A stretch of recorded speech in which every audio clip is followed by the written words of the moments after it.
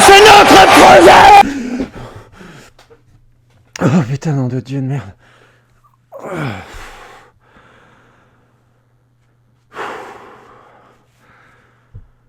Putain, quel mauvais rêve. Emmanuel Macron est élu avec 65... Voilà une bonne nouvelle. Oh putain, nom de Dieu de merde.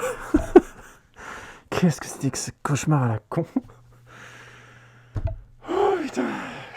Je sais très bien que ce qu'il faut, c'est que mon passé de pédophile reste secret. Le cauchemar de Darwin. Eh oui, pour un premier documentaire dans The Résumé, j'aurais peut-être dû faire un film qui a un titre un peu plus sympathique parce que associer forcément le documentaire au cauchemar, bon, c'est pas tip top. Mais crois-moi bien sur parole, le documentaire, ça arrache sa mère. Le documentaire, ça arrache sa mère. T'as compris ou tu... Le documentaire ça arrache sa mère, voilà, c'est bien. Oh non, rentre chez toi, t'as fait. Bon, vas-y, reste, je vais te raconter la suite, là. Le cauchemar de Darwin, je sais que certains d'entre vous ne connaissent pas. C'est vrai que Flatliners, L'expérience interdite, Anelka l'incompris, Mulan surtout, tout ça, ça parle. Mais par contre, bien sûr, pour le cauchemar de Darwin, il n'y a plus personne. Oui, je parle à toi, là, qui attends que je l'illumine, que je l'éclabousse de mes saintes lumières. Je vais t'éduquer au plus profond de toi. Mais qu'est-ce qui se passe dans mon cul, là? Le cauchemar de Darwin est un documentaire de 2003 réalisé par Hubert Soper. C'est un documentaire très fort sur la ville de Mwanza en Tanzanie qui vit donc du commerce de la perche du Nil, un très gros poisson. Bon, ils disent grand comme les Africains disent grand, quoi. Ils exagèrent tout là-bas. Moi je te parle du poisson de la canebière, tu vois celui-là tu écartes les bras, t'arrives pas à le porter. Tu vas avoir des gros problèmes. Non mais c'est pour expliquer le discours. Malade. La ville de Mwanza et donc la Tanzanie, en extrapolant, vit du commerce de la perche du Nil, énorme poisson qui est surproduit dans ce village-là et qui en vit donc tous les contre-coups.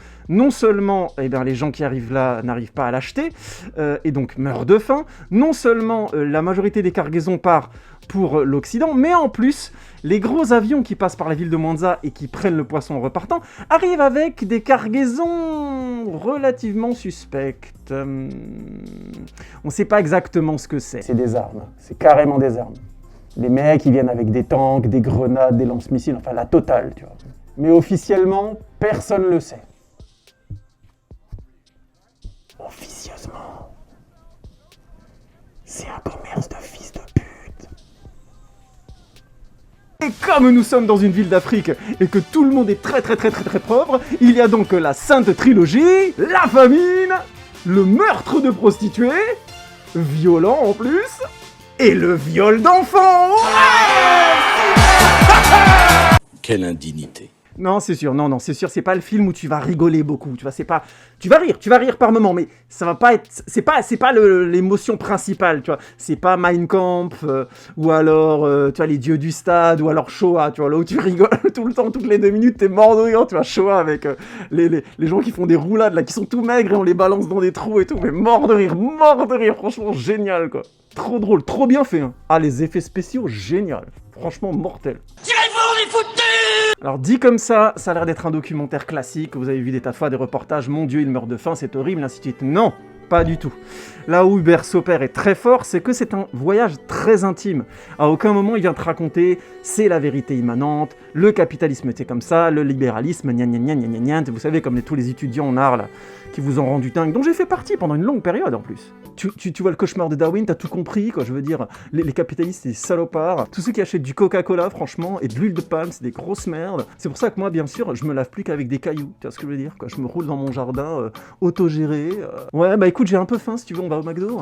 La force du cauchemar de Darwin, c'est pas d'arriver d'étaler des faits et des experts. Laissez tomber les hold-up.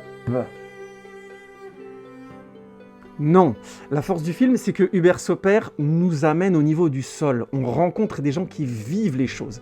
Bien sûr, il a un peu d'ironie dans le film, il a un ton comme ça qui est un peu piquant, on le voit poser des questions aux différentes personnes et faire preuve d'ironie. Mais à aucun moment, il est en train de les juger, il est à leur niveau, il leur demande simplement ce qu'ils pensent et il leur donne son avis de manière un peu candide pour les faire parler. Pour qu'on se rende compte qu'au niveau du sol, les discours politiques s'annulent franchement. Moi, je pense que quand tu meurs de faim, tu vois, pour qui tu votes, tu t'en fiches, tu vois. Ce que tu veux, c'est manger d'abord, tu vois ce que je veux dire? C'est pour ça que moi, une fois par semaine, je fais la grève de la faim, tu vois. Ouais, je mange pas entre 16h et 18h, tu vois, j'attends 18h. Et franchement, à 17h30, c'est dur, tu vois. Je sais ce que vivent les Africains, tu vois, les petits enfants qui meurent de faim, comme ça, je les connais, tu vois, je me sens proche d'eux, tu vois. Ça suffit. Évidemment, ce film n'est pas parfait, il a toutes les limites du documentaire dit d'auteur. Oui, vous comprenez, je fais du documentaire d'auteur, vous comprenez.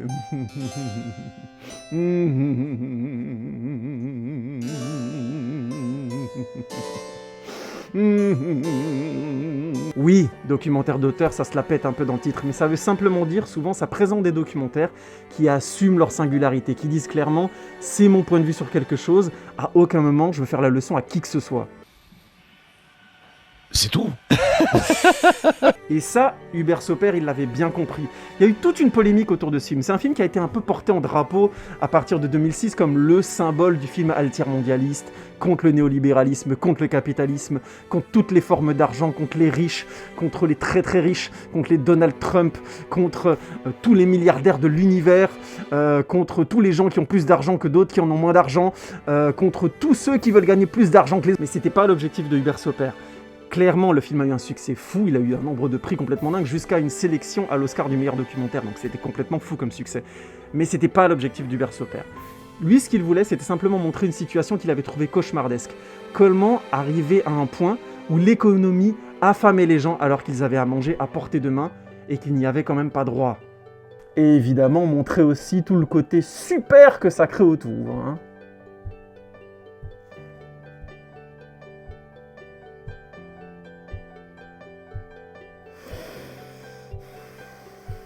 The emotion here is so extraordinary that it is beyond words. I mean, l'émotion est tellement extraordinaire qu'elle dépasse les mots, qu'elle dépasse l'entendement. Alors oui, le cauchemar de Darwin aura les défauts de beaucoup de documentaires que vous voyez et qui vous laissent un petit peu hacker.